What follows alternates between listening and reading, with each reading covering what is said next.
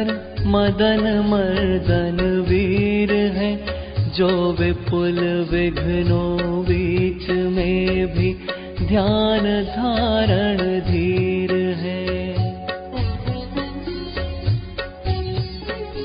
जो तरण तारण भव निवारण भव जलधि के तीर है, वे वंदनीय जिनेश तीर्थंकर स्वयं महावीर है।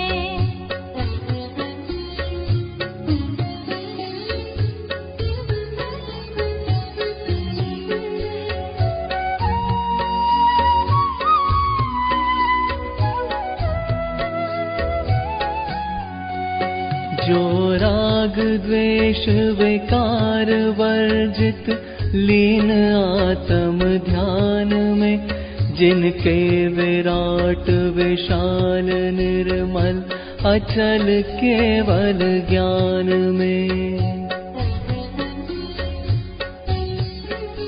युगपद विशद सकलाठ झलके ध्वनित हो व्याख्यान में, वे वर्धमान महान जिन विचरे हमारे ध्यान में।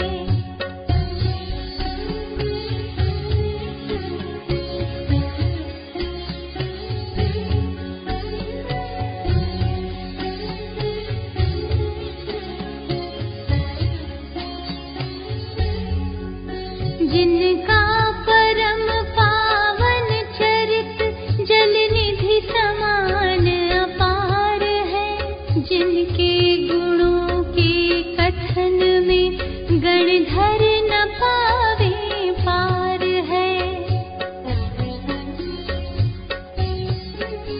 बस वीतराग विज्ञान ही जिनके कथन का सार है, उन सर्वदर्शी सन्मति को वंदना शत बार है।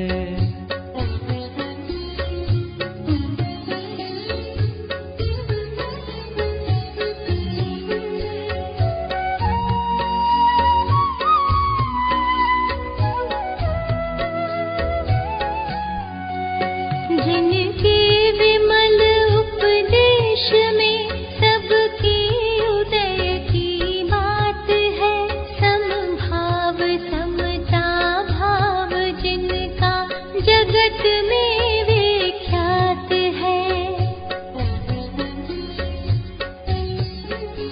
जिसने बताया जगत को प्रत्येक कण स्वाधीन है, करता न धरता कोई है, अणु अणु स्वयं में लीन है।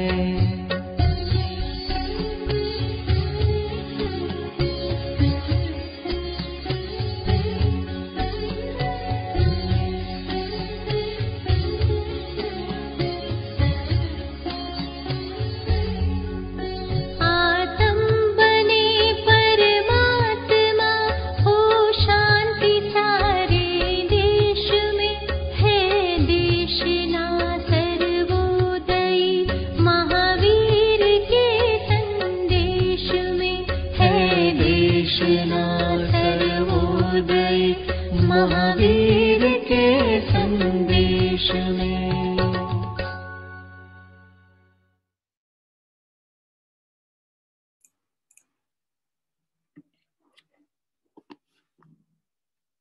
सभी साधर्म्य बंधुओं को जय जिनेन्द्र। आइए मंगलाचरण पूर्वक स्वाध्याय प्रारंभ करेंगे।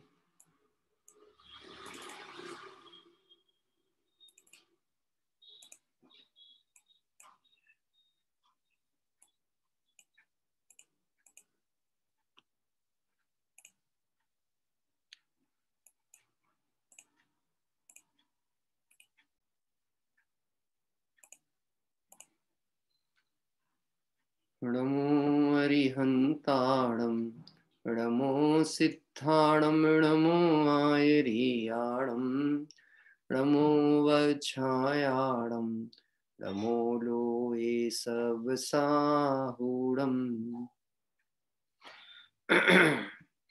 तिहुवण तिलयम देवम वंदिता तिहुवणिंद परिपूज्यम वोच्छमणुपेहाओ भव्य जनानंद जननीयो त्रिभुवन तिलक सत इंद्र वंदित देव श्री अरहंते को कर नमन कहूँ अनुपेक्षाएं भव्य को सुख कर अहो भव्य को सुख कर अहो। कार्तिक अनुप्रेक्षा ग्रंथादिराज में संसार भावना की चर्चा अपनी चलती है।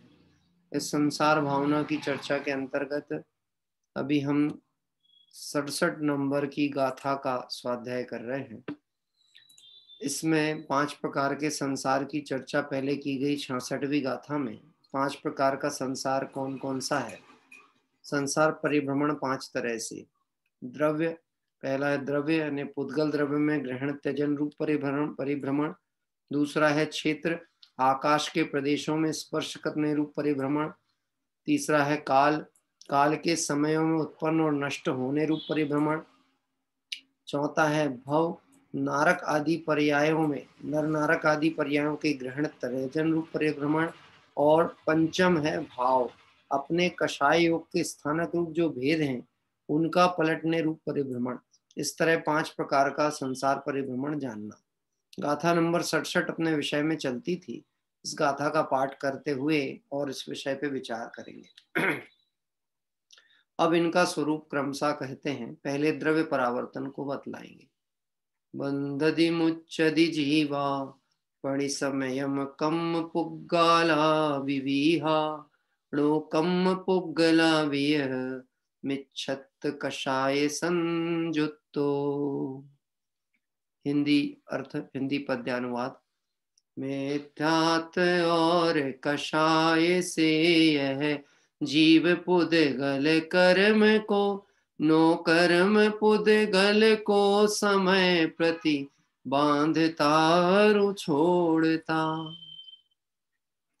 देखिए हिंदी पद्यानुवाद से जो विषय बहुत आसानी से स्पष्ट होता है। अन्वयार्थ पढ़ेंगे। यह जीव, जीवो यानी यह जीव, विवह कम पुग्गल णो कम पुग्गल भी है। इस लोक में भरे हुए अनेक प्रकार के पुद्गल जो ज्ञानावर्णादि कर्म रूप तथा औदारिक आदि शरीर रूप नो कर्म है, उनको समय समय पड़ी समय यानी समय समय मिच्छत कषाय संयुक्त हो, मिथ्यात्व कषाय संयुक्त होता हुआ बंधदी मुच्छदी बांधता है और छोड़ता है। यह जीव संसार परिभ्रमण में सर्वप्रथम किसकी बात चल रही है? द्रव्य परावर्तन की। किसकी बात चल रही है? द्रव्य परावर्तन। द्रव्य परावर्तन में 2 चीजें ली गई हैं। एक तो है ज्ञानावर्णादिक कर्म, और यानी ज्ञानावर्णादिक सभी कर्म, उसमें 7 कर्म तो प्रति समय बंध रूप है, एक आयु कर्म को छोड़ के। और औदारिक आदि शरीर जो कि मनुष्य पर्याय आदि में अभी हमारा शरीर है। अभी हम अपनी वर्तमान की बात करें मनुष्य और तिर्यंश की अपेक्षा से, औदारिक आदि शरीर, इस औदारिक शरीर के साथ में कार्माण शरीर, तेजस शरीर है ना, ये जो शरीर आदि हैं, यह इनके कर्म परमाणुओं को और ज्ञानावर्णादिक कर्म का जो आश्रव होता है द्रव्य कर्म, इन कर्म परमाणुओं को प्रति समय ग्रहण और त्याग चलता है। संसार अवस्था में इसका ग्रहण त्याग चल रहा है। हमें पता ही नहीं चलता कि हमारी आयुष्य बढ़ रही है, और आयुष्य बढ़ने के साथ आयु कर्म वर्तमान पर्याय का क्षरण हो रहा, और नवीन कर्म भी बंधते चले जा रहे हैं आगामी पर्याय के। आज का दिन, और अभी हम बैठे हैं स्वाध्याय के लिए। इस स्वाध्याय में बैठे हैं, अभी हम 8:30 बजे से बैठे हैं, और जब हम 9:30 बजे उठेंगे, इतने में हमारी वर्तमान आयु की अनेक श्वासोच्छ्वास कम हो चुकी होंगी, हो गई होंगी। और इन श्वासोच्छ्वास के काल में मिथ्यात्व और कषाय युक्त परिणामों से ये जीव के नवीन भवों का बंध हो जाता है। नवीन आयु का भी बंध हो रहा, आयु नहीं नवीन भव। अगले परिणाम कैसे होंगे, उन परिणामों के फल अनुसार जो गति आदि है वह चल रही है आयु बंध छोड़ करके। हो सकता है किसी का हो भी जाए, तो ये भी नहीं कह रहे हैं, लेकिन 7 कर्मों का प्रति समय बंध भी हो रहा है और बंधे हुए कर्मों की निर्जरा हो रही है। द्रव्य परावर्तन में क्या कह रहे हैं, इस विषय को समझने की आवश्यकता है कि द्रव्य परावर्तन में ऐसा क्या विशेष बता रहे हैं। देखिए, भावार्थ पढ़ेंगे उससे स्पष्ट और होगा। पहले तो ये बताया है कि यह जीव अनेक प्रकार के पुद्गल जो ज्ञानावर्णादि कर्म रूप है। ज्ञानावर्णी मतलब ज्ञानावर्णी, दर्शनवर्णी, मोहनी, अंतराय, वेदिनी, नाम और गोत्र, इन 7 कर्मों को तो प्रति समय बंधन रूप कर रहा है। क्या कह रहा है, एक 8वां आयु कर्म को छोड़ करके बाकी प्रति समय, इसको कहते हैं समय प्रबद्ध। यहाँ की जो भाषा होगी उसमें कहा जाएगा समय प्रबद्ध, मतलब एक समय में जितने कर्म परमाणु और नो कर्म परमाणु बंधन को प्राप्त होते हैं उसको कहते हैं एक समय प्रबद्ध। हाँ, और एक समय प्रबद्ध बहुत छोटी यूनिट है, बहुत छोटी इकाई। हमारे पलक झपकने में अनंत समय होते हैं। क्या कह रहे हैं, हमें तो पता ही नहीं चल रहा है, हमको ऐसा लगता है हमारा परिणाम अभी तो अच्छा है। कभी कषाय कर रहे थे तो कषाय युक्त मानने लगे आत्मा को, कभी ये मान के चले अब हम धर्माराधना जुड़े, हमारा परिणाम अच्छा है। ये तो एक समय प्रबद्ध की बात कह रहे हैं। उस समय में बंधने वाले कार्माण वर्गणा, ज्ञानावर्णादि कर्म और औदारिक आदि शरीर के संयोग रूप कर्म परमाणु, इस समय भी यह जो शरीर है ये आहार वर्गणा को ग्रहण और त्याग कर रहा है। किसको? आहार वर्गणा मतलब जिससे ये शरीर बना है ना, पुद्गल की, उसका ग्रहण त्याग प्रति समय चलता है। हमें पता नहीं चलता है, हमारे नाखून प्रति समय बढ़ रहे हैं, बाल हैं उनका परिवर्तन हो रहा है प्रति समय, वृद्धि भी हो रही है, रंग परिवर्तन भी हो रहा है, क्षरण भी हो रहा है, ये सब क्रम से चल रहा है। क्या कह रहे हैं, द्रव्य परावर्तन में यहाँ कहते हैं कि यह प्रति समय ग्रहण और त्याग चलता रहता है। भावार्थ, मिथ्यात्व कषाय के वश से ज्ञानावर्णादि कर्मों का समय प्रबद्ध, ज्ञानावर्णी आदि कर्मों का एक समय में बंधने वाला, अभव्य राशि से अनंत गुणा और सिद्ध राशि के अनंतवें भाग पुद्गल परमाणुओं का स्कंद रूप कार्माण वर्गणा को समय समय प्रति ग्रहण करता है। कर्णानियोग की भाषा है, एक एक शब्द समझेंगे तो आसानी से समझ में आएगी। क्या कहते हैं, ज्ञानावर्णादिक, ज्ञानावर्ण में कितने के लेना, यद्यपि 8 कर्म पर मुख्य पने 7, मुख्य पने 7 क्योंकि आयु कर्म वर्तमान आयु भुज्यमान आयु के त्रिभाग में बंधते हैं, है ना। लेकिन प्रति समय कौन से बंध रहे हैं, ज्ञानावर्णादिक सभी। तो ज्ञानावर्णादि कर्मों का समय प्रबद्ध, एक समय में बंधने वाले, अभव्य राशि से अनंत गुणे, कितने बंधते हैं, जितनी संसार में अभव्य राशि है उससे तो अनंत गुना, और सिद्ध राशि का अनंतवा भाग। इससे एक बात समझना, सिद्ध ज्यादा है कि अभव्य ज्यादा है? अभव्य जीव ज्यादा है कि सिद्ध जीव ज्यादा है? क्या कह रहे हैं, अभव्य राशि से तो अनंत गुने और सिद्ध राशि का अनंतवा भाग, यानी इससे तो ज्यादा और उससे कम। मतलब ये संख्या बताइए, प्रति समय जीव के कर्म कितने बंधते हैं, वो भी अनंत की संख्या कह सकते हैं मोटे मोटे में, लेकिन उसे बताने की पद्धति है। जितने जगत में अभव्य जीव हैं वो कितने, वह भी उनकी संख्या आप काउंट नहीं कर सकते, उसका तो अनंतवा भाग, और उसके उससे तो अनंत गुणा और सिद्ध राशि का अनंतवा भाग, इतना प्रति समय कर्म जीव बांधता है। और पुद्गल परमाणुओं का स्कंद रूप कार्माण वर्गणा, कार्माण वर्गणा किसको कहते हैं, वर्गणा मतलब क्या, वर्ग मतलब होता है पुद्गल का एक परमाणु, उसको कहते हैं वर्ग। और जब वह 2 या 2 से अधिक परमाणु मिलके स्कंद रचना कर लेते हैं तो उसको कहते हैं वर्गणा। तो जो भी कर्म बंधते हैं वो वर्गणा रूप है। कैसे हैं, वर्गणा रूप है, मतलब हमारे परिणामों का निमित्त पाकर के अनेक तरह के कर्मों का बंधन होता है। मैं बहुत सरल भाषा में बताने का प्रयास करता हूँ। विषय विशेषज्ञ कर्णानियोग की आप कक्षा जब आद्योपांत पढ़ेंगे तब इस विषय को और स्पष्टता से समझ पाएंगे। तो सरल भाषा में कहते हैं, अभी इस समय हमें जो कर्म बंध रहे हैं उस कर्म के बंध में सभी तरह की चीजें बंध रही हैं। क्या कह रहे हैं, सिर्फ पुण्य ही बंध रहा हो ऐसा नहीं, पाप बंध रहा हो ऐसा ही नहीं, उस पुण्य की भी अलग अलग फ्रिक्वेंसी बन रही है। इसकी स्थिति कितनी होगी, इसका अनुभाग कितना होगा, इसका उदय कैसे आएगा, ये सब भी इसी समय बंधता चला जाता है। फिर कर्म की जो 10 प्रकृतियां होती हैं, बंध, उदय, उदीर्णा, ये सब भी तय होती चलती है। किस समय? प्रति समय। और कितनों की? जो अनंत कर्म बंध रहे हैं उन सब की एक साथ तय हो रही है। द्रव्य परावर्तन में क्या बात कहने वाले हैं उसको आगे पढ़ते पढ़ते आप उस पर पहुंच जाएंगे। ऐसे कर्मण वर्गणाओं को समय समय प्रति ग्रहण करता है। जो पहले ग्रहण किए थे वह सत्ता में है। पूर्वबद्ध कर्म तो अभी पड़े हुए हैं स्टॉक में, सिर्फ पड़े हुए नहीं है, उदय में भी आ रहे हैं। क्या कह रहे हैं? जो हैं वो उदय में भी आ रहे हैं। जो पहले ग्रहण किए थे वह सत्ता में है। उनमें से इतने ही समय समय नष्ट होते हैं। ग्रहण भी हो रहे हैं, त्याग भी हो रहा है। ग्रहण भी हो रहा है, त्याग नहीं कहा जाता इसको कहते हैं उसका उदय आना। त्याग तो तब कहा जाएगा कि नवीन ग्रहण ना हो। तो ग्रहण, और भले त्याग शब्द कहें पर त्याग का मतलब कहना चाहिए उदय में आना। वैसे ही एक तो पहले बता दिए ज्ञानावरणादि कर्म, जिनको हम कहेंगे भाव यानी मोह राग देश परिणाम से जो द्रव्य कर्माण वर्गणाएं बनती, पहले उसकी चर्चा की। फिर बात करेंगे औदारिक आदि शरीर, जिस शरीर में गया है, जिस प्राप्त पर्याय को प्राप्त हुआ है, उसमें भी आहार वर्गणा का ग्रहण त्याग प्रति समय चलता है। वैसे ही औदारिक शरीरों का समय प्रबद्ध शरीर ग्रहण के समय से लगाकर आयु की स्थिति पर्यंत ग्रहण करता है और छोड़ता है। आप ध्यान से इस बात को समझना।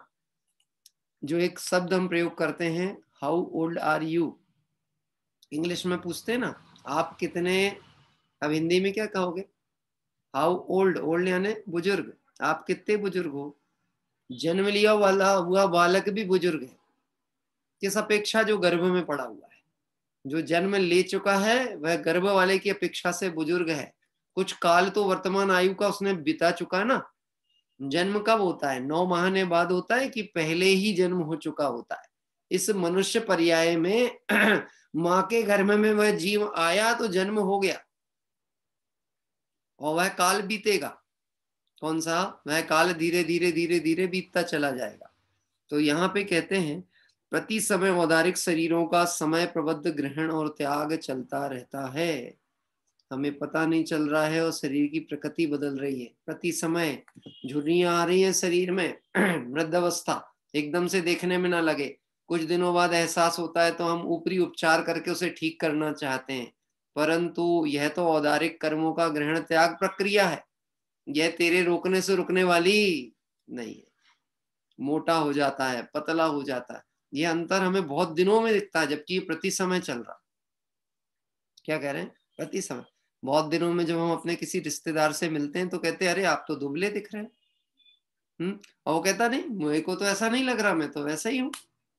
उसने बहुत दिनों के अंतराल में देखा ना, इसलिए उसे वह चीज खटकी है, इसे पता ही नहीं चल रहा। पर ज्ञान की बात करें करणानियों के आधार पे तो कह रहे हैं प्रति समय औदारिक आदि जो शरीर रूप पुद्गल परमाणु हैं, कार्बन परमाणु हैं, उनका भी वर्गणाओं का ग्रहण त्याग प्रति समय चलता है। औदारिक शरीर आदि का ग्रहण और त्याग प्रति समय चलता है। इस तरह अनादि काल से लेकर अनंत बार ग्रहण करना और छोड़ना होता है। कब से? अनादि काल से। प्रति समय अनंत को ग्रहण कर रहा है, अनंत को छोड़ रहा है। कब से कर रहा है?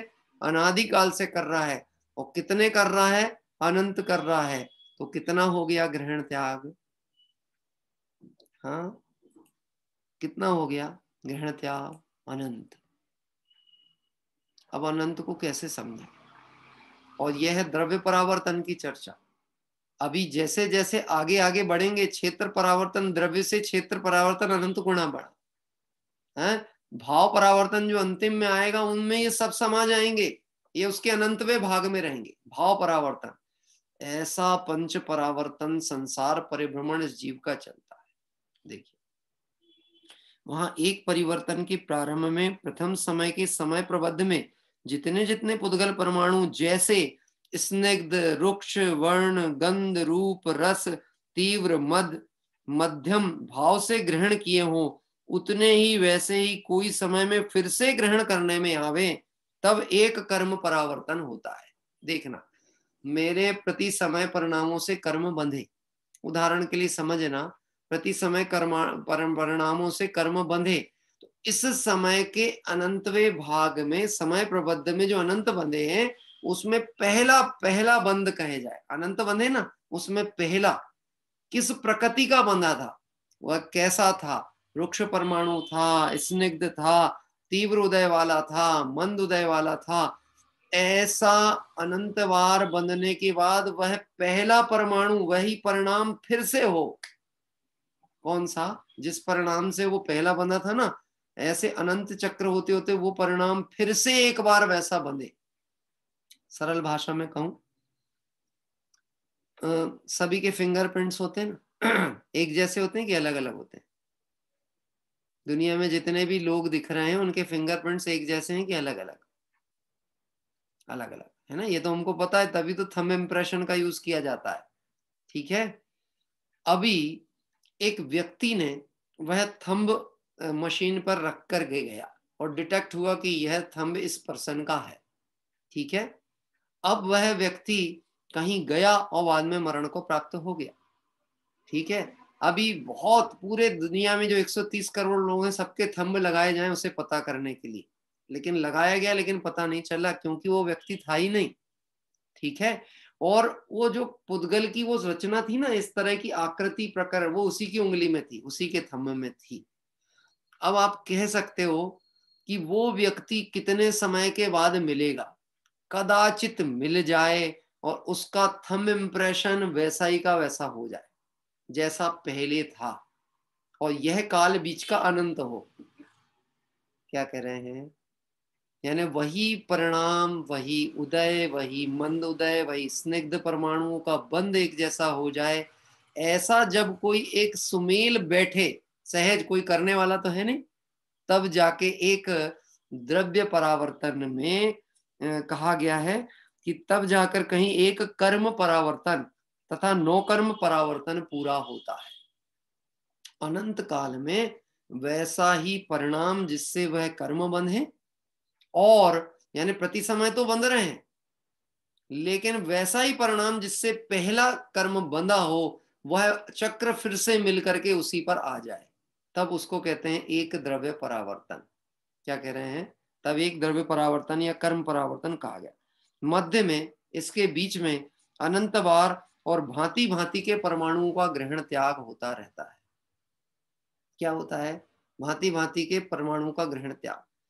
मैं एक और उदाहरण दूं। हमने एक नोट लिया, हमारे पास जो नोट होते हैं ना, पैसा, ए नोट को उस पर एक सिग्नेचर किए अपने, और वह नोट को मार्केट में दे दिया, चला दिया। अभी आपको ऐसा लगता है नोट वापस आपके पास आएगा कभी? प्रमोद जी, हाँ, उम्मीद तो कम है, पर कभी आ जाए तो आप बता सकते हो कितने साल बाद कब आएगा? इसी भाव में आएगा कि अगले में? फिर अगला भाव हमारा होगा कि भी नहीं होगा? है? तो हम कहेंगे साहब ये तो फिर कल्पना लोक की बात हो गई, इसकी चर्चा ही क्यों करें, वो तो हो ही नहीं सकता। हम तो यही कह देंगे, वास्तव में ये जो संसार परिभ्रमण है ये हमारी छद्मस्त की भूमिका में जानने की सामर्थ्य नहीं है, सिर्फ हम भोग रहे हैं अनंत काल से। तो केवल ज्ञानी जानते हैं कैसा है संसार परिभ्रमण, लेकिन ऐसे स्वरूप का व्याख्यान कर जीव को सावधान करने की प्रेरणा की गई है कि आपकी कल्पना के बाहर है, अनकाउंटेबल है, अनंत है। इसलिए यदि अवसर मिलता है समझने का, इसलिए उस अवसर को चूकना योग्य नहीं कहा। देखिए, मध्य में अनंत बार भांति के परमाणु, एक समय जो परिणाम हुआ ना, अगले समय वो परिणाम नहीं रहता। कषाय जब होती है, गुस्सा आती है, गुस्से की फ्रिक्वेंसी है, गुस्सा के टेम्परेचर है, गुस्से के टेम्परेचर में पहले समय जो क्रोध का विकार परिणाम था वो अगले समय में नहीं है, उसमें अप डाउन हो सकती है, बढ़ सकता है, घट सकता है। हाँ, ऐसे लोग भी होते हैं जब कभी किसी की कार टक्कर हो जाए, टू व्हीलर कार से टक्कर हो जाए तो निकल के लड़ना चालू करते हैं। आपने देखा होगा इनकी जो लड़ाई का स्तर है अप डाउन होता है। कैसा होता है? गुस्सा अप डाउन होता दिखता है ना। जब लोग बीच बचाव वाले आते हैं, दूर दूर करते हैं, तो इनको और तेज आता है, छोड़ दो, मैं तो अभी इससे बदला लूंगा, छोड़ दो छोड़ दो। अभी समझना, जिस समय वो ऐसा मारने पे उतारू हो रहा है, हो सकता उस समय परिणाम की वैसी उग्रता नहीं हो, उस समय मान कषाय, क्रोध कषाय की उग्रता नहीं हो, मान की उग्रता हो सकती है। क्या? अगर मैंने प्रतिकार नहीं दिखाया तो लोग मुझे गलत समझेंगे। क्या कह रहे हैं? और देखो, मैं हावी हो रहा था ना, इसलिए वो डर रहा था, अगर मैं जरा ढीला होके माफी मांगूंगा ये मेरे ऊपर हावी हो जाएगा।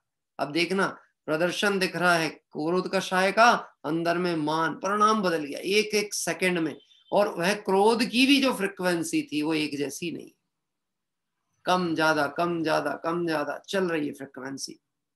दुख के प्रसंग बनते हैं हमारे घरों में, किसी इष्ट का वियोग हो जाता है, हो सकता है जिस समय इष्ट वियोग हुआ एकदम स्तब्ध हो जाए, एक आंसू न टपके, और बहुत समय के बाद कोई रिश्तेदार आया, परिवार परिजन आया, तब ऐसा बेहल होके रोए जिसकी कल्पना नहीं। यद्यपि ये तो बहुत लंबा समय अंतराल है, यहाँ तो कह रहे हैं एक एक समय की बात की जा रही। किसकी कह रहे हैं? देखो उदाहरण तो बहुत मोटे मोटे ही बताने पड़ेंगे जिससे वो बात समझ में आए। जैसे वह नोट का मिलना मुश्किल है लेकिन मिल जाए, ऐसे ही उन कारमाण वर्गणाओं का जो एक समय प्रबद्ध बांधी थी ज्ञान वर्ण आदि की और औदारिक आदि की, वह समय प्रबद्ध बनने वाली अनंत वर्गणाओं में पहली वर्गणा का फिर से मैचिंग अनंत काल में जब भी हो जाएगी तब एक द्रव्य परावर्तन होगा। क्या कह रहे हैं सतीश जी? ख्याल पड़ती है बात है? तब एक होगा। छोटी है कि बड़ा है, लंबा है, और हम कब से इस संसार परिभ्रमण में लगे हैं? अनंत काल से। हाँ? और कब तक भटकना है ये तो समझ लेना। अवसर चूका तो फिर अनंत काल को गया। अवसर चूका तो अनंत काल को गया। एक दृष्टांत से सोचो आप, हमारे पास अवसर है, हम समझें, सावधान हुए, जागृत हुए तो काम होने का पूरा चांस है। आपने देखा है यह जो लोग मुर्गी आदि का हत्या करते हैं बेचने वाले, इनके पिंजड़ों में मुर्गियां भरी रहती हैं, और ये हाथ डाल करके पकड़ के एक को बाहर निकालते हैं हत्या करने के लिए। वो भागती है, और वो भागती भी उस समय है जब उनके हाथ पैर टूटे पड़े रहते हैं, तो भी वो अपने प्राण बचाने को भगती है। एक को लिया, वो सामने वाले वाला ये नहीं तो उसको अंदर डाला, दूसरे को पकड़ा, अभी इसका मरण हुआ, फिर दूसरे का कब नंबर आ जाए, कौन ग्रिप में आ जाए, कोई नहीं कह सकता। ऐसे अवसर चूकने के बाद अनंत संसार में कौन चला जाएगा ये नहीं कह सकते, और अवसर की सार्थकता करने में अनंत सुख में कौन चला जाएगा ये भी हम अभी नहीं कह सकते। लेकिन हाँ, हम संसार स्वरूप का विचार कर सावधान हो तो निश्चित ही हम इस दुखमय संसार से बच सकते हैं। इसलिए लिखा संसार महादुख सागर के प्रभु दुखमय सुख आभासों में। संसार कैसा है? महादुख का सागर है। यह काल बताया जा रहा है, कितना लंबा काल ये जीव संसार परिभ्रमण करता है, गतियों में जाता है। अभी तो वो आएगी आगे, द्रव्य क्षेत्र काल भाव, उसमें आगे और चर्चा आने वाली, नर नरकादि गतियों का परिभ्रमण। ये पहले क्या बताया? कितने कारमाण वर्गणाओं को, यानी कितनों को ग्रहण और त्याग करता है, इस अपेक्षा से द्रव्य परावर्तन की चर्चा की गई। इस तरह वह गिने नहीं जा सकते, वैसे के वैसे फिर ग्रहण करने में अनंत काल बीत जाए। क्या कह रहे हैं? वही परमाणु फिर से हाय हाथ में, इसमें अनंत काल बीत जाए, उसको एक द्रव्य परावर्तन कहते हैं। इस तरह के इस जीव ने इस लोक में अनंत परावर्तन किए हैं। यह एग्जाम्पल एक परावर्तन का दिया गया है, अनंत का नहीं दिया। एक परावर्तन किसको कहते हैं उसका उदाहरण दिया गया है, और अब चर्चा कर रहे हैं कि ऐसे अनंत इस जीव ने अनंत काल से करते हुए आ रहा। कर्णानी योग की जो भाषा है ना, ये व्यक्ति को तुरंत ही एकदम विचार करने पे मजबूर करती है। अगर हम समझें, सावधान हो, तो आप ये समझ लेना आपको एक समय भी गंवाने का भाव नहीं आएगा। आज मैंने राजचंद जी साहब की कहीं पे कुछ मैं पढ़ रहा था थोड़ा सा बैठे बैठे, उसमें एक उनका कोटेशन आया था, जितनी जल्दी हो सके संसार विकल्पों से निवृत्त होकर अपने स्वरूप आराधना में जीव को लगना ही चाहिए, जितनी जल्दी हो सके। मतलब प्रति समय ये जागृत विवेक होना चाहिए, मैं कहाँ लगा हूं, क्या यह मेरे रखने का स्थान है, इससे मुझे लाभ है, इससे मुझे हानि है। ऐसी जागरूकता प्रति समय होनी चाहिए। कहा जाए तो सोते समय भी जागना चाहिए। क्या सोते समय कोई जागता? हाँ, कि हाँ जिसको अपना कीमती धन की सुरक्षा की चिंता होती, उसे निद्रा नहीं आती।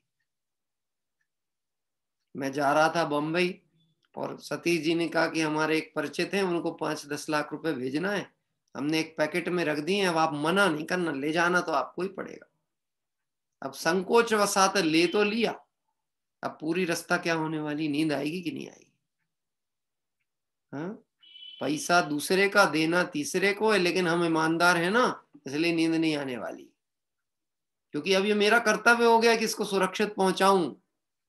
सर के नीचे तकिया बना करके भी सो जाऊंगा ना, तो भी एक समय को आंख बंद होने पर भी झपकी नहीं लगने वाली। ऐसे ऐसे करणानियों की भाषा में ये संसार परिभ्रमण को समझें तो प्रमादी होने के अवसर ही नहीं बनते, जागृत रहता। इस तरह इस जीव ने इस लोक में अनंत परावर्तन किए। अब क्षेत्र परावर्तन की बात कहते हैं। देखिए, यद्यपि इसकी बहुत चर्चाएं हैं, अलग अलग स्थानों पर हैं, करणानियों की जहां जहां व्याख्यान है वहां पे चर्चा है, विषय बहुत विस्तृत है, लेकिन हमें गाथाओं के क्रम में समझते हुए भावनाओं को तैयार करना है, क्योंकि कार्तिक अनुप्रेक्षा ग्रंथ का स्वाध्याय चल रहा। अनुप्रेक्षा मतलब भावना, भावना मतलब विचार करके निर्णय की स्थिति पे पहुंचना ही है। समय पूरा होने के पहले समय रूप शुद्धात्मा को समझ लेना है। क्या काल बहुत तीव्रता से जा रहा है, हमें पता नहीं लग रहा। आज भी इस परिस्थितियों में भी हमें रोजाना कोई ना कोई खबर मिलती है, ये व्यक्ति नहीं रहे, ये नहीं रहे, ऐसा हो गया, इसको ये तकलीफ आ गई, इसके साथ ऐसा प्रसंग बन गया। विचार तो करके देखो, आज बड़ी जागरूकता से बैठे हुए हैं, एक समय के बाद मान लो कार एक्सीडेंट हो और ब्रेन पे चोट लग जाए और कॉमा में चले जाए, क्लॉटिंग हो जाए, कॉमा में चला जाए। अब बोलो, है तो चैतन्य, आयु शेष है, श्वासोच्छ्वास चलेगी, लेकिन कुछ निर्णय करने की स्थिति होगी कि नहीं होगी? हाँ, नहीं होगी। इसलिए इस संसार स्वरूप को जानकर सावधान होने की अपेक्षा से सारी बात की गई। आइए पढ़ते हैं आगे की गाथा। दूसरा, क्षेत्र परावर्तन किसे कहते हैं?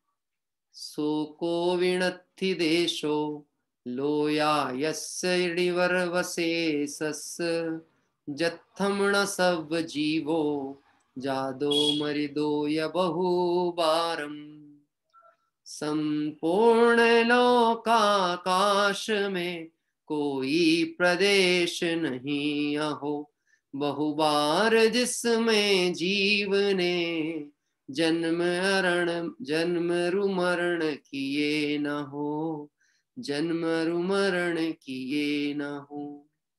अन्वयार्थ,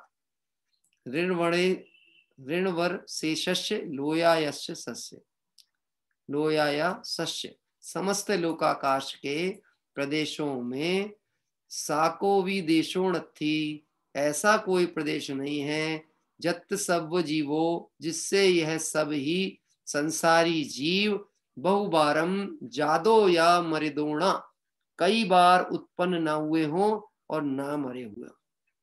अब समझना, लोकाकाश की बात कर रहे हैं, क्योंकि जीव कहाँ रहते हैं? 3 लोक है ना, 343 घन राजू का ये 3 लोक है, इसमें एक लोकाकाश भी और एक अलोकाकाश है। तो जीव कहाँ पर है? ये लोकाकाश के क्षेत्र में ही है, तृष्णाड़ी है जो इसका विस्तार, उसमें ये जीव है। और इसका क्षेत्रफल कितना है? 343 घन राजू का है।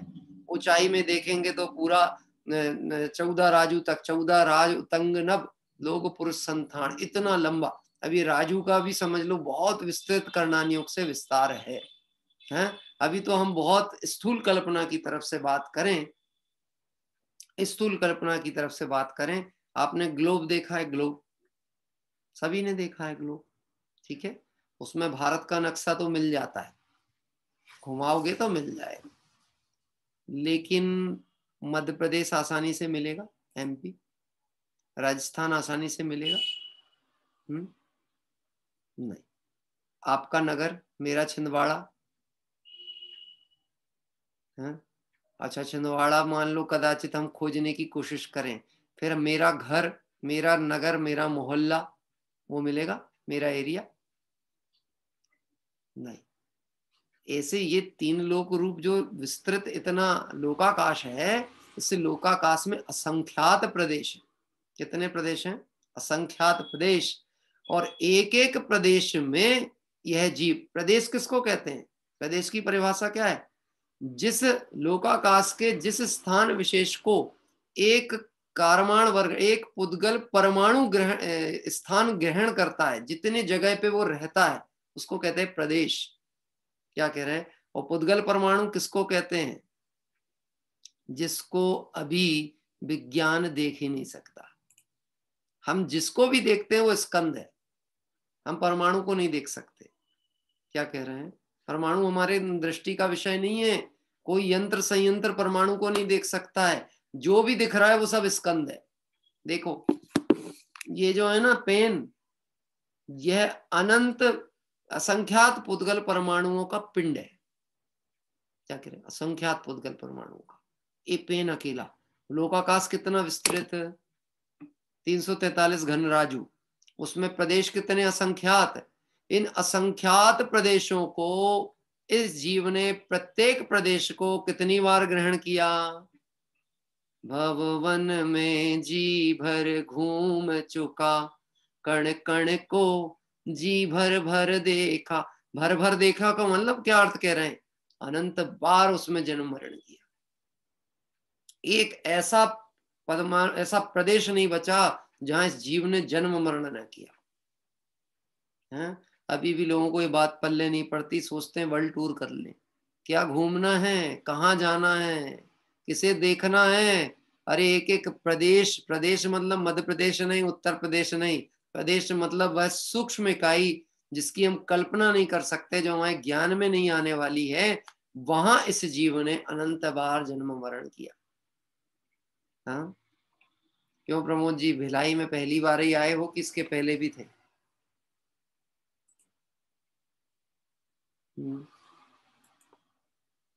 बोलो भैया। मुंबई, मुंबई वाले भरत भैया, हाँ मुंबई पहली बार देखी कि इसके पहले भी थे? पहले भी थे। अरे पहले नहीं, अनंत बार। वो मुंबई नहीं कह रहे हैं, मुंबई का कोना कोना नहीं कह रहे हैं, मुंबई के कण कण को कहें, प्रदेश प्रदेश को कहें, प्रत्येक प्रदेश में जीव अनेक बार जन्मा और मरा। क्या इस तरह यह क्षेत्र परिवर्तन होता है? देखिए यहाँ पे कहते हैं समस्त लोकाकाश के प्रदेशों में कोई भी प्रदेश ऐसा नहीं है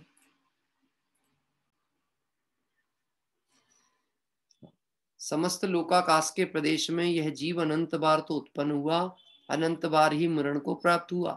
ऐसा प्रदेश रहा ही नहीं जिसमें उत्पन्न नहीं हुआ हो और मरा भी ना हो। एक बार नहीं, अनंत बार। लोकाकाश के असंख्यात प्रदेश हैं, उसके मध्य के 8 प्रदेशों को बीच में देकर सूक्ष्म निगोद लब्धि अपर्याप्तक जगन्य अवगाहना का धारी वहां उत्पन्न होता है। चूंकि ये कहेंगे कि इतनी छोटी प्रदेश की चर्चा कर रहे हैं तो कौन उत्पन्न होता होगा इतनी छोटी अवगाहना वाला? आप समझना, ये आत्मा में एक असंकुचित विकासत्व नाम की शक्ति पड़ी हुई है। पढ़ी है ना, 47 शक्तियों में उसकी चर्चा आती है। असंकुचित विकासत्व शक्ति से आत्मा के प्रदेश इतने सूक्ष्म भी हो जाएं कि वो एक प्रदेशी भी हो जाए, एक प्रदेश पे जाकर के टिक सके। क्या निगोदिया की बात की गई? निगोदिया के शरीर में कितने जीव हैं? एक निगोदिया में, हाँ वहां भी अनंत। आलू के एक नोक में कितने जीव? आलू को में एक पिन लगाई और पिन में जो ऊपर एक आया अंश, छोटा सा टुकड़ा, उसमें कितने जीव? ये नहीं कह रहे उसमें अनंत। उस अनंत में से एक को लेंगे तो उसके अंदर भी कितने अनंत। पंडित जी ये तो बात गले ही नहीं बैठती। हाँ लोगों को तो नरक भी गले नहीं बैठता, निगोद भी गले नहीं बैठता। बैठता तो वो गले है जो उसकी इच्छा अनुसार हो, सुख मिल जाए, स्वर्ग मिल जाए। हाँ अच्छा मैं आपसे पूछता हूँ, स्वर्ग होता होगा कि नहीं होता होगा? स्वर्ग नाम की कोई बात है, व्यवस्था है, ये भी भगवान की वाणी में आई है 4 गति की बात। तो स्वर्ग है, नरक होगा कि नहीं होगा? स्वर्ग है कि नहीं? पहले तो बताओ स्वर्ग है कि नहीं? 2 गतियां तो दिखाई रही है, मनुष्य तिर्यंच। स्वर्ग है कि नहीं? हम तो नहीं जा सकते। फिर है कि नहीं, यानी अभी तो हम कोई वाहन साधन से नहीं जा सकते, है कि नहीं, आपका मन क्या कहता है?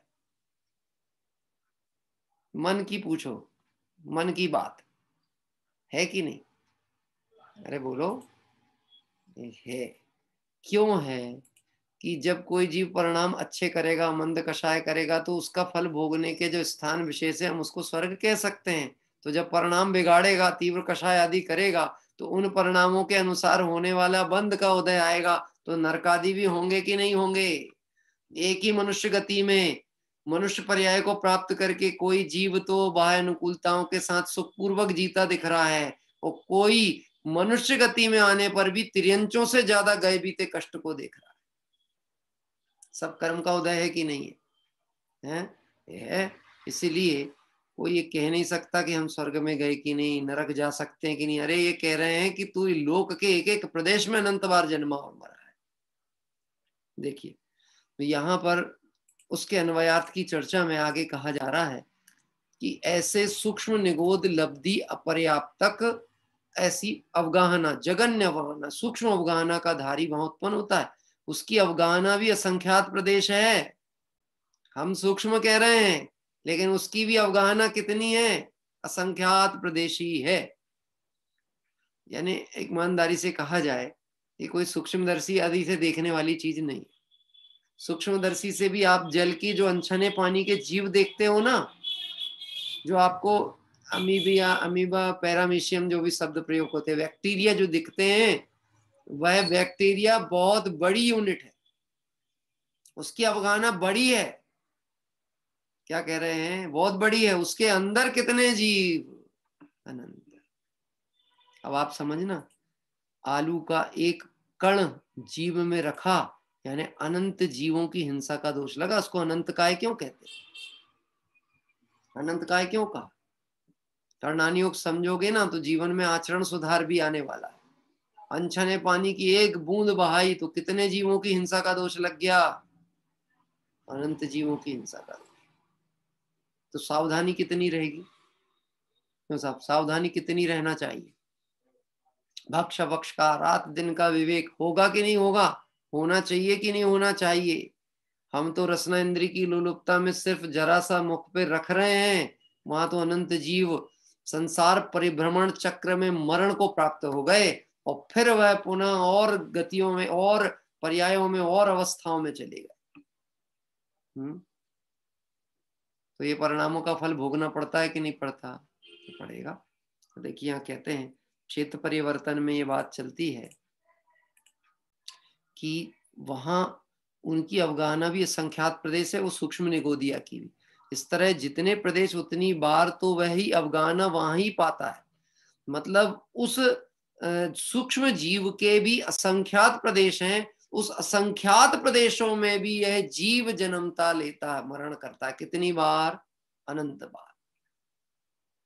अब देखना, आगे बढ़ेंगे, और इस तरह जितने प्रदेश उतनी बार तो वही अवगाहना वहीं पाता है।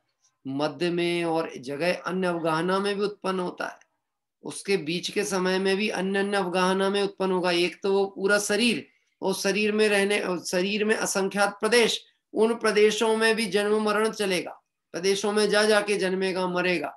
और इसके बीच का जो अंतराल काल है उसमें भी जन्म मरण होगा, उसकी तो गिनती ही नहीं है।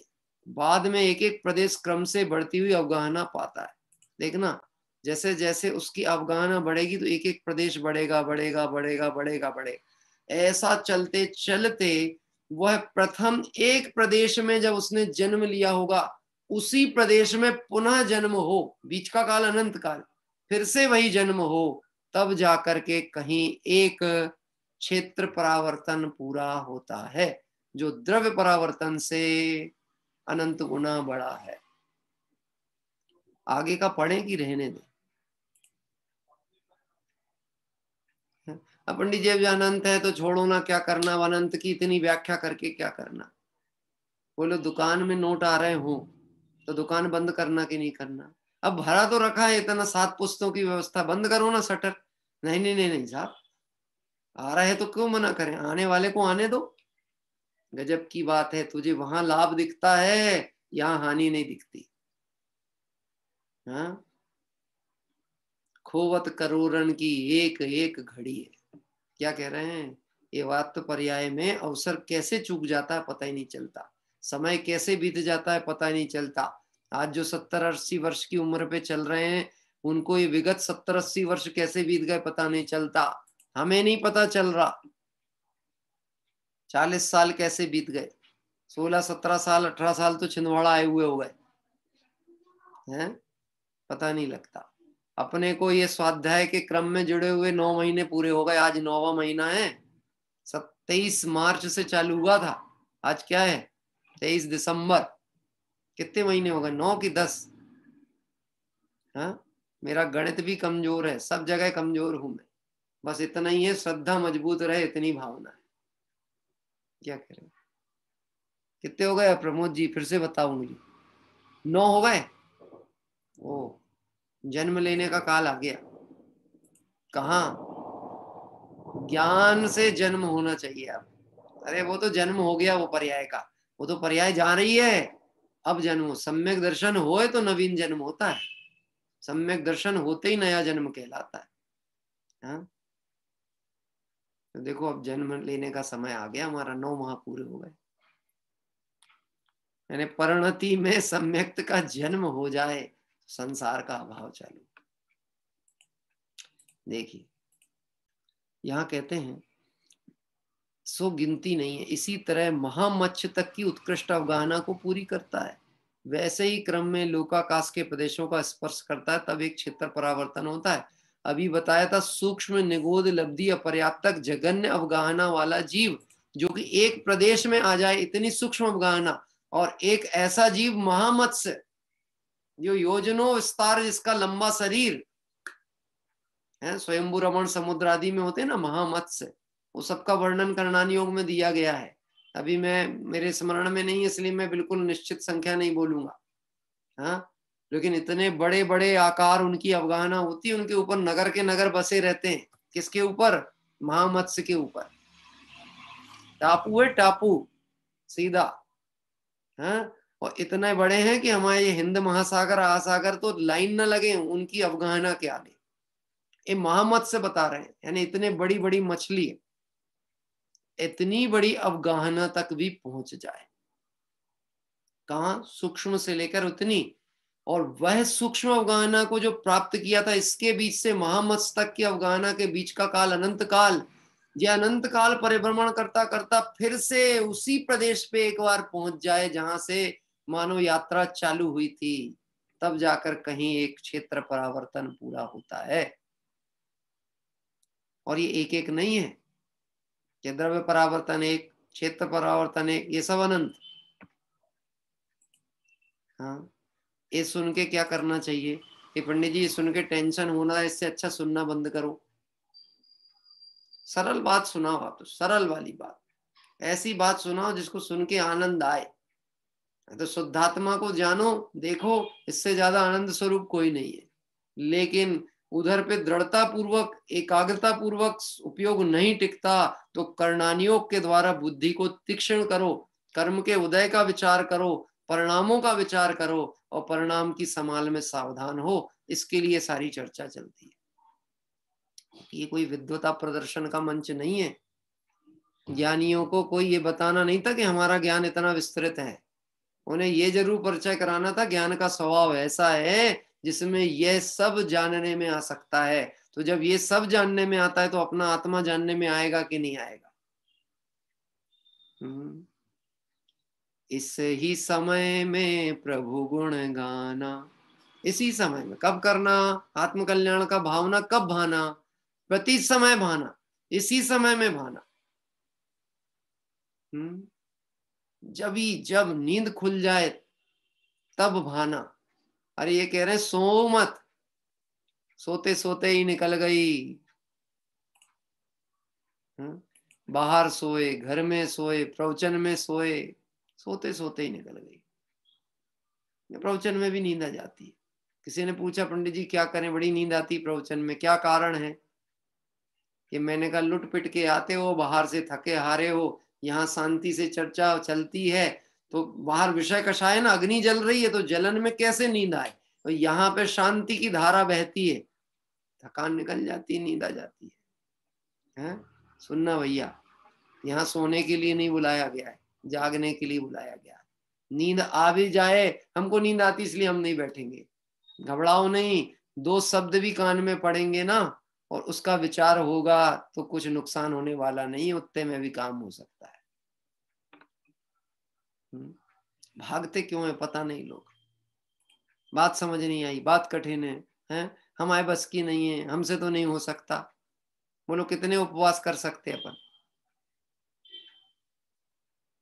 23 तीर्थंकर हैं, 2 ही उपवास किए, हम तो उनसे ज्यादा कर ही सकते हैं ना। अच्छा 6 महीने तक लगातार नहीं, उतने नहीं कर सकते, पर उनसे तो ज्यादा कर सकते हैं। 10 दिन के कर लेते हैं, हमको क्या दिक्कत है? पूरे 10 दिन के 10 लक्षण पर्व में हम तो तीर्थंकर से ज्यादा पुरुषार्थी कहलाए ना। हमें खबर ही नहीं है, परिणामों की खबर नहीं है, लगे हैं क्रियाओं की खींचतान में, स्वरूप विचार करता नहीं है, अपनी बुद्धि से निर्णय करना चाहता है, और मिथ्यात्व कषाय युक्त बुद्धि है, सही निर्णय होगा कैसे?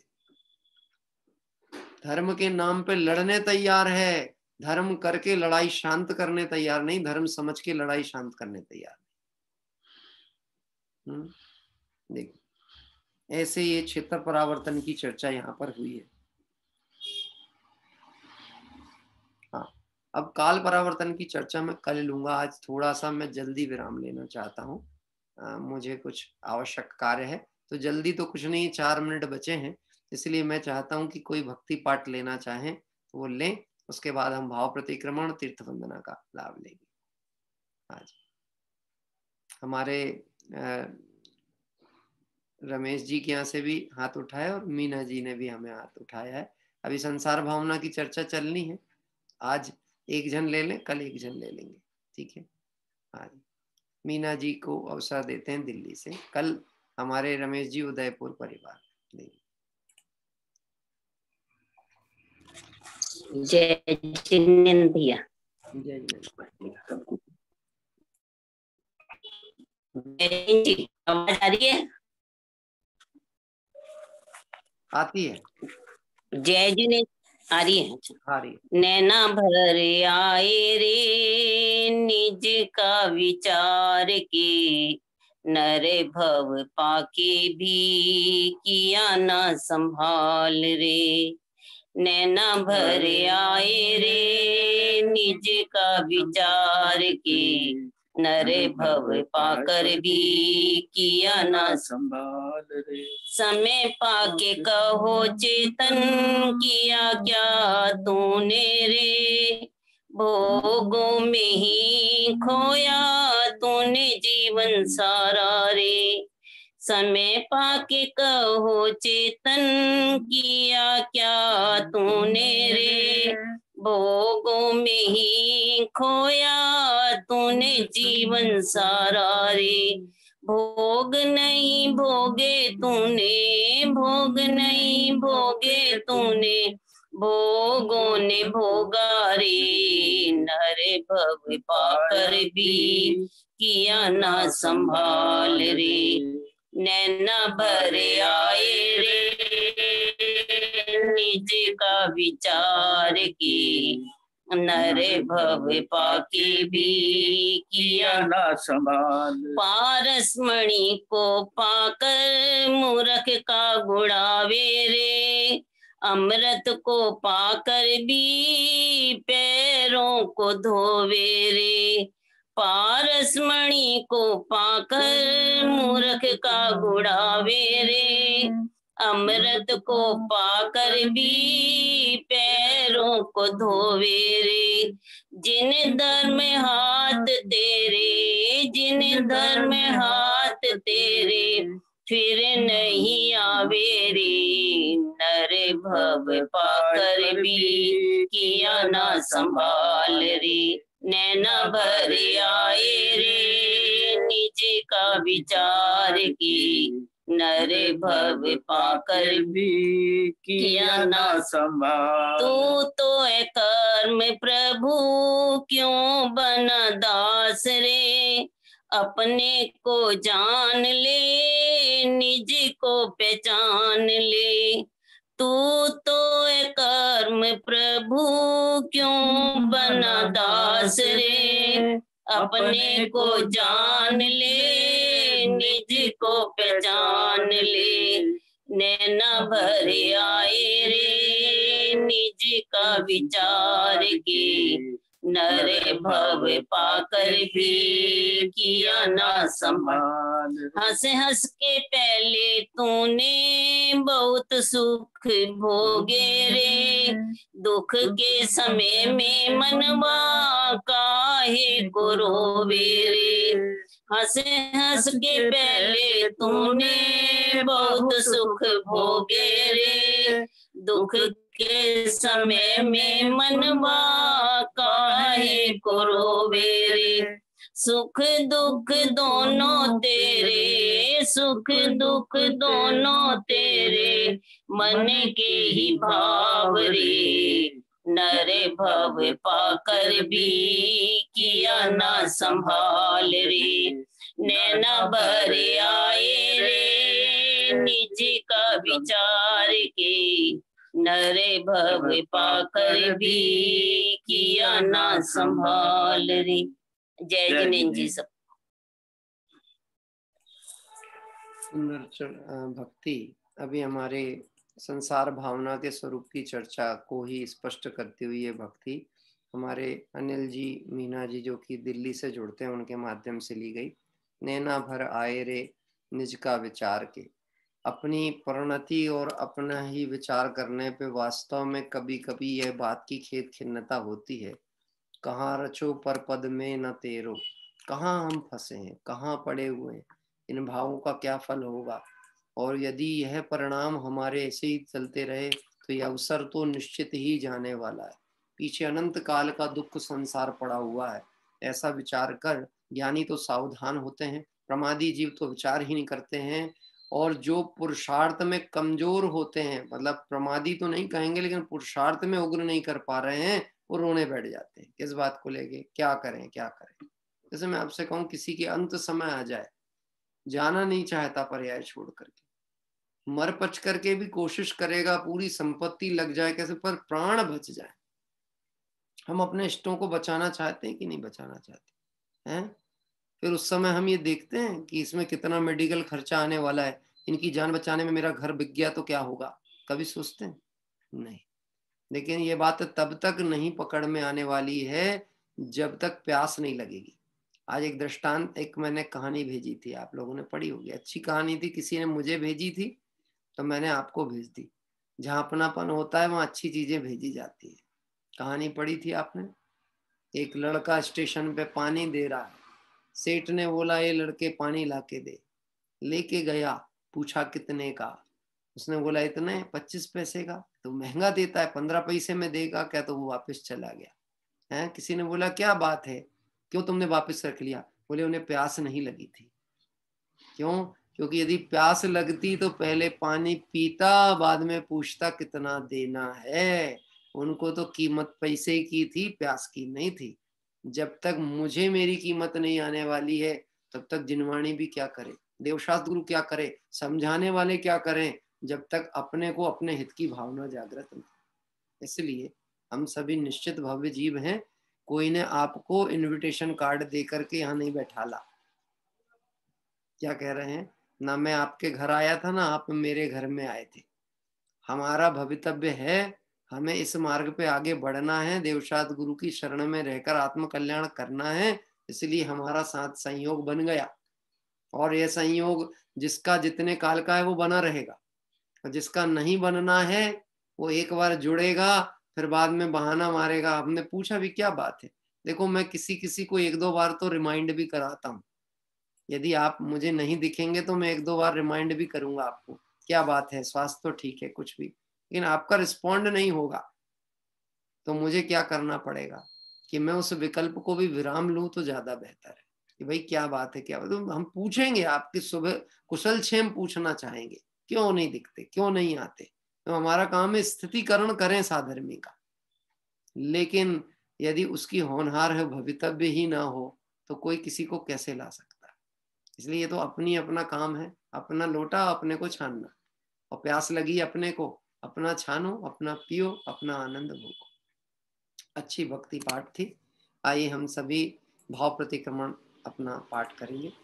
हे अरहंत प्रभु, मुझसे मन वचन काय द्वारा, कृत कार्यता अनुमोदना द्वारा, समरंभ समारंभ आरंभ द्वारा, क्रोध मान माया लोभ द्वारा, प्रमाद इत्यादि विभावों द्वारा इस भव में या पूर्व भव में सच्चे देव शास्त्र गुरु की अभिनय हुई हो, व्रतों में अतिक्रम व्यतिक्रम अतिचार अनाचार दोष लगाया हो,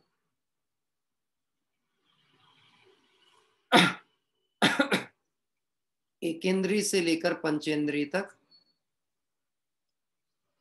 किसी भी जीव की हिंसा हुई हो,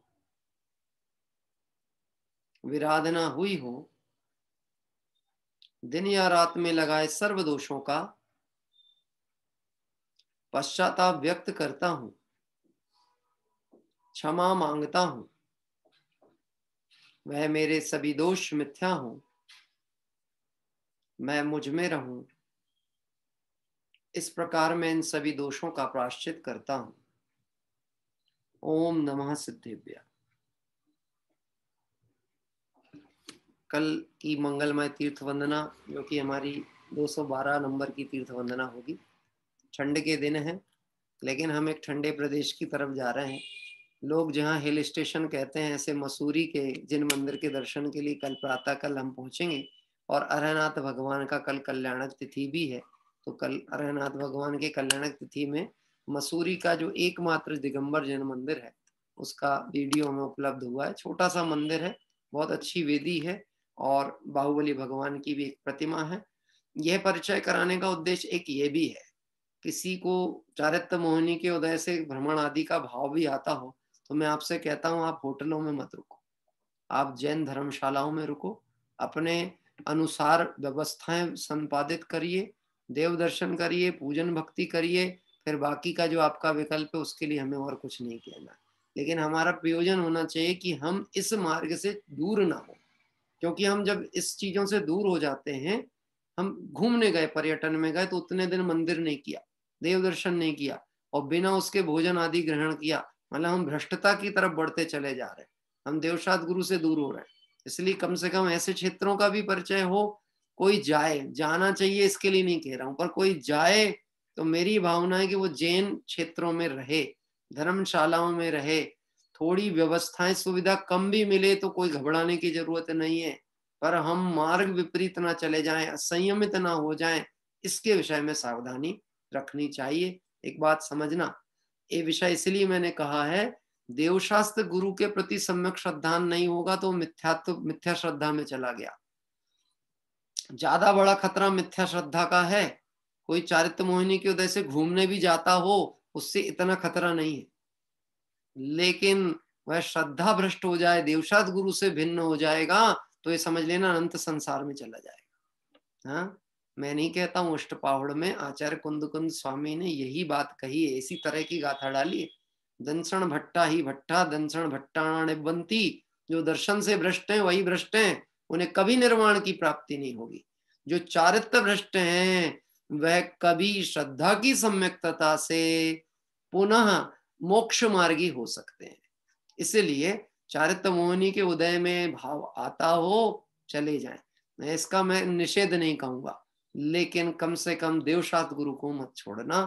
इस दृष्टि से कल मसूरी चलेंगे, है ना, घूमने नहीं जाना है, घूम तो रहे हैं, संसार परिभ्रमण की चर्चा चल रही है, लेकिन भगवंतों के दर्शन करने चलेंगे कल प्रातः काल की तीर्थ वंदना में।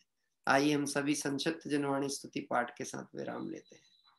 शादवाद नए सट द्रव्य गुण परे याय और प्रमाण का, जड़ कर्म चेतन बंध कारु कर्म के अवसान का, कह कर स्वरूप यथार्थ जग का, जो किया उपकार है उसके लिए जिन वाणी माँ को वंदना सत बार है, वंदना सत बार है।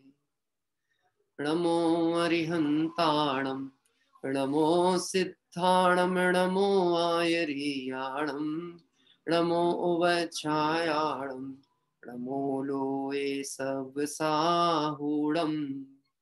नमो अरिहंताणम, नमो सिद्धाणम, नमो आयरियाणम, नमो वच्छायाणम, नमो लोए सब साहूणम। नमो अरिहंताणम, नमो सिद्धाणम, नमो आयरियाणम, नमो उवच्छायाणम, नमो लोए सब साहूणम। जय बोली द्वादशांग में जनवाणी माता की जय हो। देवशास्त्र गुरु भगवान की जय हो। अनंतानंद सिद्ध परमेष्टि भगवंतों की जय हो। वीतरागी जैन शासन की जय हो। इस तरह हमारी संसार परिभ्रमणा की चर्चा संसार के स्वरूप को जानकर और इस संसार के अभाव के लिए योग्य पुरुषार्थ का बल हम में प्रकट हो, इस दृष्टि से तत्व विचार हमारा बलवत हो, ऐसी मंगल भावना से अभी विराम लेते हैं। सभी साधर्मियों को जय जिनेंद्र।